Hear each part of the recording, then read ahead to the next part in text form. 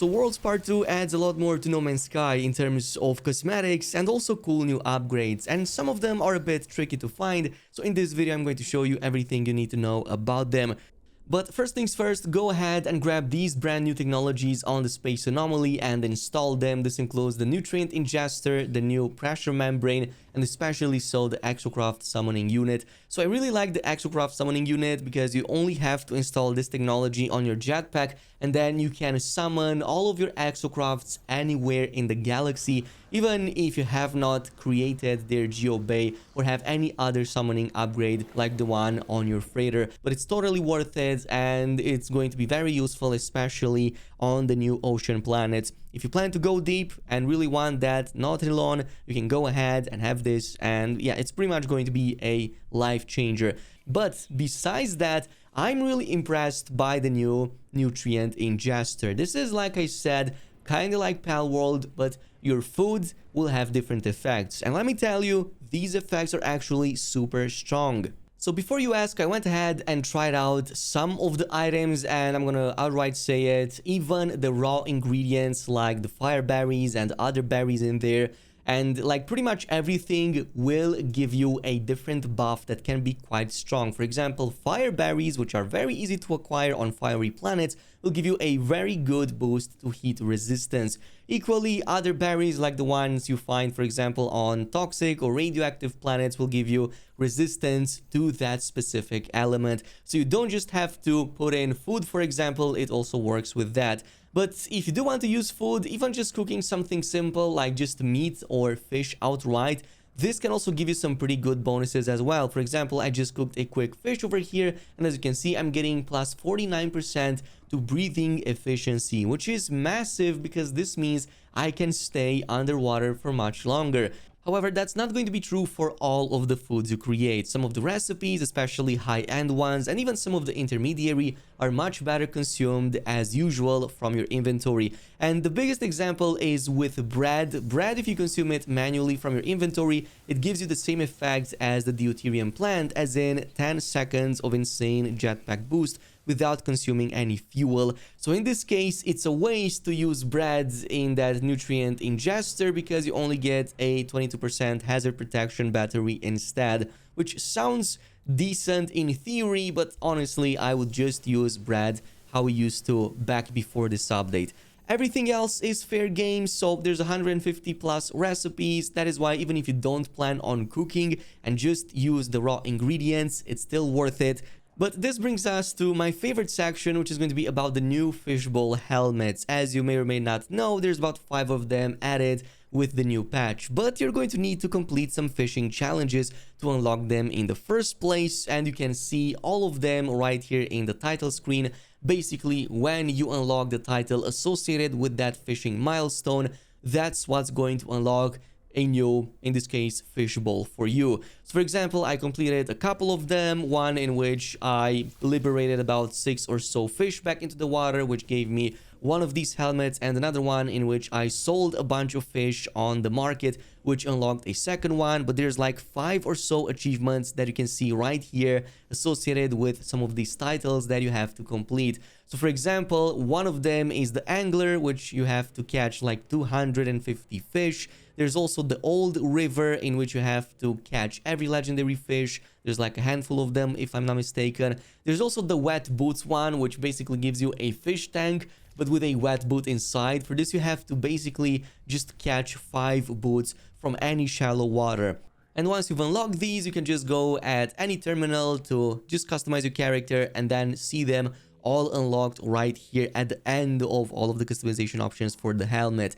Not going to lie, they look absolutely cool, but there is one in there that has a special achievement instead, and that's going to be the Child of Aquarius. So not only do you have to capture the very elusive and very rare, well, in this case, jellyfish called Child of Aquarius, but you also then have to free it back into the water, which is going to cause a boss with the same name to spawn that you have to defeat, which is then going to unlock this helmet for you. So this is going to be a bit more special, but it looks the best of all of them. So if you're aiming for that, make sure that you're going on planets with extreme storms. and stay there for a while. This is going to be a rare hunt, so it will take a while until you're going to see all of these popping up for you. Anyway, there's one more tag that I haven't covered, which is the Nautilon platform in the transport modules, but I'm not sure this is that useful compared to the summoning one that you get for your inventory. I mean, yes, it looks great if you're planning to make an ocean base. It totally looks awesome, and it has the advantage compared to the normal platform that you can place it at the top of the water. The other one doesn't work, so that's the only reason you want this.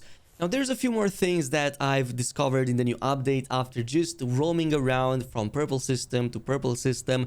I already covered how you can unlock these in the previous video before this, but here's a few findings that I really enjoyed Hello Games added. So one of them is that whenever a purple system features a gas giant, you're not going to be confused about it, because right at the end of it, you're going to notice the gas giant. And when you zoom on it, you're going to notice a singular planet with 2 up to 5 additional moons. In this case, very easy to spot if you're looking for gas giants. They are quite abundant and very easily noticeable from space. However, besides gas giants, we have another type of supermassive planet, which is also very similar from the preview from outer space, but in this case, instead of featuring gas giant at the end of the system view, it's only going to feature dissonance. However, in the preview of that star system, it's also going to feature one singular huge planet with a ton of moons around it. So in this case, pretty much every type of biome can also spawn as a giant supermassive planet version in these types of purple systems. So if you're looking for a massive, I don't know, overgrown or lush planet with these parameters, you can definitely go ahead and hunt for them. There's definitely quite a few of them in there. Quick tip, by the way, you can totally take advantage of the Interstellar Multitudes mission the first time you hit the Atlas interface and spawn your first purple system with exactly the type of planet that you want. I went ahead and tested this out, and all of these parameters for the alpha, the beta, and whatnot, all of them actually do count and make a difference. So the first parameter basically chooses the civilization between the 3 main ones, or if you want an abandoned system, you can go with Uncharted. In this case, you have all of those options, and that system will spawn with that specific civilization or lack thereof that you choose. Second one is going to be the planet type. So Titan is going to be the gas giant, Flood is going to be the new ocean world, and Paradise is going to just have a chance for that system to have a Paradise planet inside of it. Unfortunately, it can also just be a regular Paradise planet, so none of the new super giant ones, unless you of course get lucky. That is why my suggestion is to go for maybe the Flawed one. I think that one is the best in this case, as you can have more control over its parameters. That is because gas giants are super abundant as it is and easy to view from space.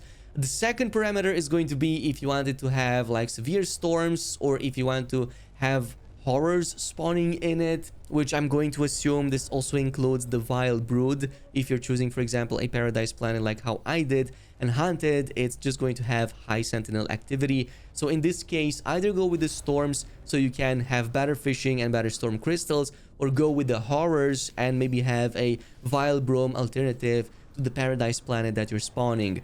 Which brings me to the next tip on the list, and that's going to be Relic/Ruined biomes. These are going to be very abundant in gas giant star systems, as many of their moons will feature the new Relic biome over there. But besides the fact that there's a lot of these abandoned structures of old civilizations laying all over the place, they also feature a lot of these memory stones. And if you interact with those memory stones, you have a chance to also unlock one of these new structures right here. I believe there are 7 or 8 of them, give or take, that you can unlock and then place into your base.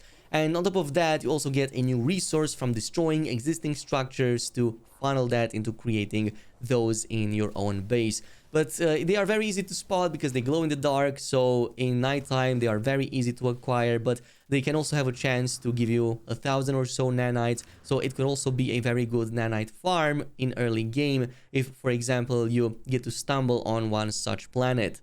It's also a good idea to check out your freighter if you haven't done so in the new updates, and specifically you're going to notice that a purple system hyperdrive upgrade is also available now for your freighter at the end of the new quest line. It should be called Resonance Matrix, and it's not that difficult to craft.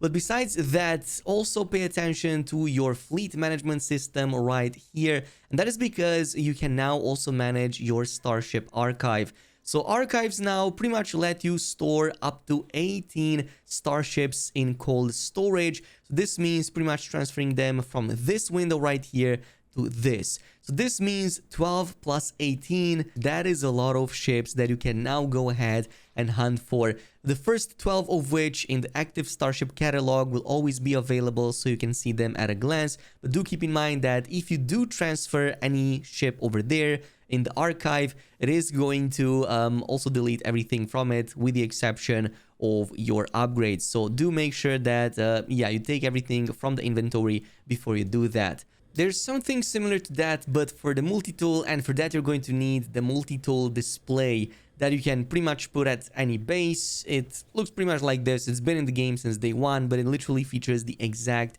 same thing. So if you have any multi-tool that you want archived to free up space, you can easily do it from right here, and it will also keep its layout, its upgrades, so very convenient. My only downside, I would say, is that you cannot see any preview of how it looks like in the storage pack. But before I finish this video off, there's one more tip I have for you, and that is to not avoid the bottom of the ocean, especially in the new ocean planets. Not only do you have like Leviathan creatures in there and some really crazy wildlife, but there's also a lot of these crab-like creatures, and some of them are so interesting.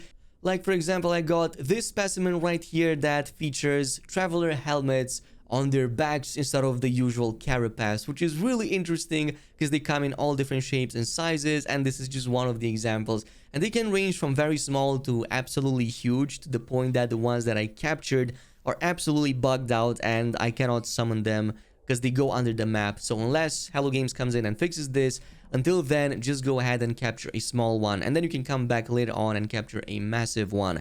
But there's a whole bunch of other creatures in there, absolutely worth it, and you should definitely set up a base underwater at as much depth as you can. But that is pretty much it with the update. Let me know down below if there's anything else that you discovered that is a bit more obscure, or just something that the patch notes skimmed over. In the meantime, thanks so much for watching, and I'll see you in the next video.